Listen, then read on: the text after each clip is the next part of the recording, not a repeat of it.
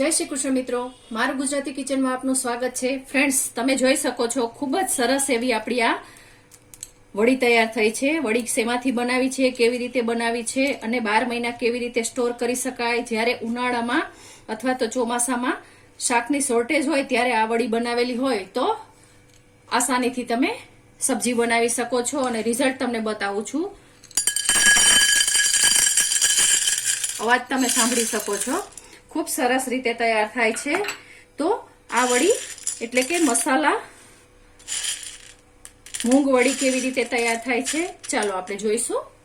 तो एना माटे आपणे अहींया अर्धो कप आ मगनी फोतरा वगरनी दाळ लीधेली छे अने आने सारी रीते धोई लईशुं।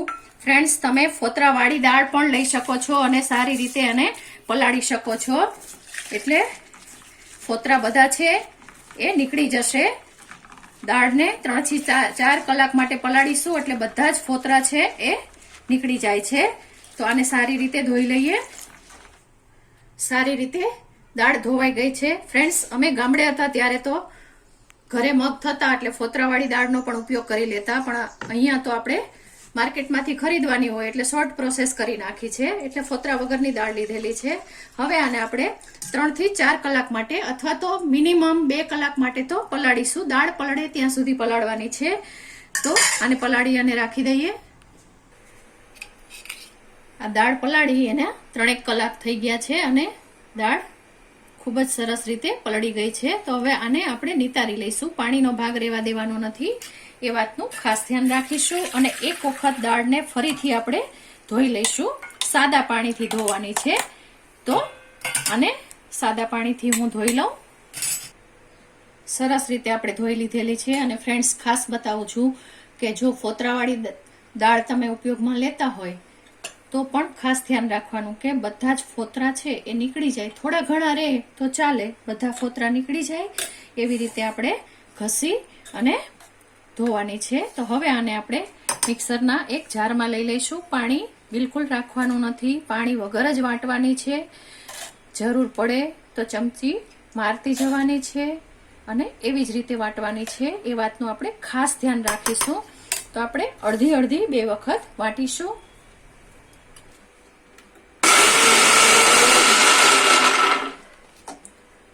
ખાસ ધ્યાન રાખવાનું છે કે થોડી દરદરી રહે એવી રીતે વાટીશું। એકદમ ફાઇન પેસ્ટ નથી કરી દેવાની, બસ આવી રીતે આપણે ચમચો મારતો જવાનો છે એટલે કે ચમચો ફેરવતો જવાનો છે અને વાટતી જવાની છે એ વાતનું આપણે ખાસ ધ્યાન રાખીશું।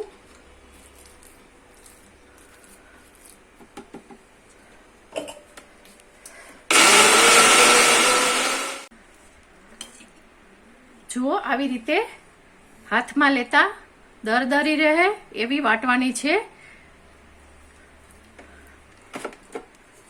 હવે એક સેજ મોટા વાસણમાં લઈ લઈશું। જુઓ, એમાં આ 1 નંગ લીલું મરચું હું એડ કરું છું। તમને ન ગમે તો તમે અવોઇડ પણ કરી શકો છો, પ્લેન પણ બનાવી શકો છો, પરંતુ આપણે અહીંયા મસાલાવાળી બનાવીએ છીએ એટલા માટે। અને બિલકુલ ચપટી જેટલું હિંગ નાખું છું અને 1/4 ટીસ્પૂન જેટલા મરીના દાણા અને 1/4 ટીસ્પૂન જેટલા ધાણાના દાણા એડ કરું છું કે જેથી કરીને આની સાથે જ પીસાઈ જાય। ફ્રેન્ડ્સ, તમને ગમે એ મસાલા તમે આમાં એડ કરી શકો છો અથવા તો ખાલી હિંગ નાખીને પણ બનાવી શકો છો। તો આને આપણે ફરીથી એ જ પ્રોસેસથી મિક્સ કરી લઈશું। જુઓ, આ પણ આપણે વાટી લીધેલું છે। ફ્રેન્ડ્સ, તમને ગમે એ મસાલા કરી શકો છો। મેં અહીંયા આદુ અને મરચાં લીધેલા છે। તમે ખાલી સૂકા મસાલાથી પણ બનાવી શકો છો અથવા તો ખાલી પ્લેન સહેજ આવતું જાતું નિમક અને હિંગ નાખીને પણ બનાવી શકો છો। ઘણા લોકો આમાં નિમક નથી નાખતા, પરંતુ ફ્રેન્ડ્સ, જ્યારે ખાલી એકમાત્ર આની જ એટલે કે વડીનું જ સબ્જી બનાવવાની હોય ને ત્યારે સહેજ નિમક વાળી હોય ને વડી તો એનું રિઝલ્ટ ખૂબ સારું આવે છે। એટલા માટે આપણે નિમક તો એડ કરીશું જ. નિમક આપણે 1/4 ટીસ્પૂન જેટલું એડ કરીશું. આપ જોઈ શકો છો એકદમ ઓછું એવું નિમક લેવાનું છે. સાથે જ અહીંયા મેં 1/4 ટીસ્પૂન જેટલા તલ પણ લીધેલા છે અને આ કસૂરી મેથી પણ એટલી જ લીધેલી છે. તમે અહીંયા ફ્રેશ ધાણા ભાજી ફાઇન કાપી અને એ પણ એડ કરી શકો છો, પરંતુ હું અહીંયા કસૂરી મેથી લઉં છું. બસ હવે આને આપણે મિક્સ કરી લેવાનું છે. ઘણા લોકો આને આથો આવવા દેતા હોય છે, પરંતુ હું ક્યારેય આથો આવવા નથી દેતી. માત્ર આને 3 થી 4 મિનિટ કલર ચેન્જ થાય ત્યાં સુધી ફેટી લઉં છું. અને કેવી રીતે ફેટવાનું શું છે એ પણ તમને બતાવું છું. જુઓ ફ્રેન્ડ્સ, આપણે ફેટતા પહેલા હવે હું તમને સહેજ બતાવું છું. આપણે લીધું છે અને નીચે બેસી ગયું છે. જુઓ એકદમ નીચે બેસી ગયેલું છે. તો આપણે આને હવે ફેટવાનું છે.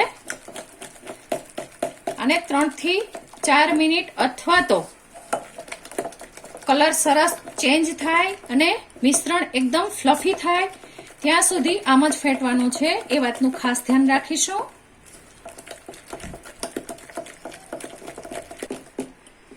જુઓ ફ્રેન્ડ્સ, મિશ્રણ છે એકદમ ફ્લફી થઈ ગયું છે અને હળવું બની ગયું છે.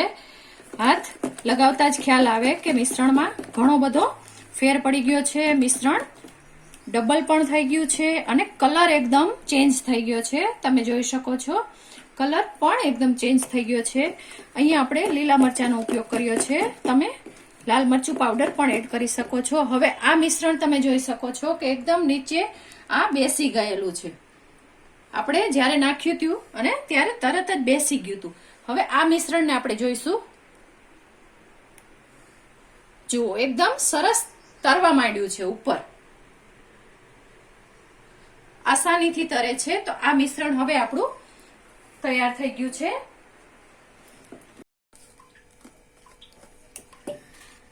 જુઓ આવી પ્લાસ્ટિકની એક બેગ લીધેલી છે. તો આ મિશ્રણ છે એ બધું જ આમાં આપણે ભરી દઈશું. જુઓ ફ્રેન્ડ્સ, આપણે આ એક કિનારા બાજુ આવે એવી રીતે સરસ મિશ્રણને તૈયાર કરી દીધેલું છે. હવે આને આપણે સહેજ કાપી નાખીશું અને વળી મૂકતા જઈશું.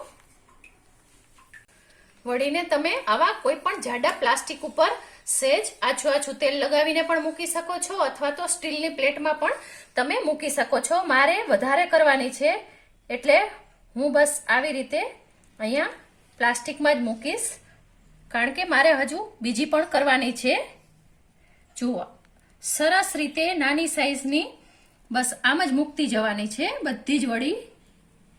અને આને ફેન નીચે જ આપણે રાખીશું. ઓવરનાઇટ ફેન નીચે રાખી અને બીજે દિવસે તાપમાં તમે 2 થી 3 કલાક માટે સૂકવી દેશો એટલે તમારી વડી છે એકદમ સરસ રીતે તૈયાર થઈ જશે. પછી તમે દૂધી અને વડીનું શાક બનાવો, બટેટા વડીનું શાક બનાવો, ખાલી વડીનું શાક બનાવો, પાપડી અને વડીનું શાક બનાવો અથવા તો મિક્સ સબ્જીમાં પણ તમે આનો ઉપયોગ કરી શકો છો. જો એકદમ આસાનીથી અને ફટાફટ આ વડી પડતી જાય છે.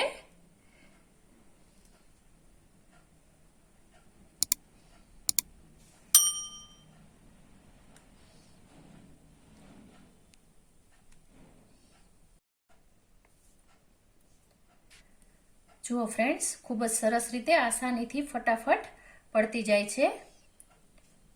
તો બસ આને સૂકવી અને કોઈ પણ કાચની એરટાઇટ જારમાં તમે ભરી લેશો એટલે આખું વરસ બહાર એવી ને એવી જ સરસ રીતે રહે છે અને તમે ચાહો ત્યારે ઉપયોગ કરી શકો છો. તો ફ્રેન્ડ્સ, તમને મારી આ રેસીપી પસંદ પડી હોય તો મારી ચેનલને લાઈક, શેર અને સબસ્ક્રાઇબ ચોક્કસથી કરજો. આભાર મિત્રો. જય શ્રી કૃષ્ણ.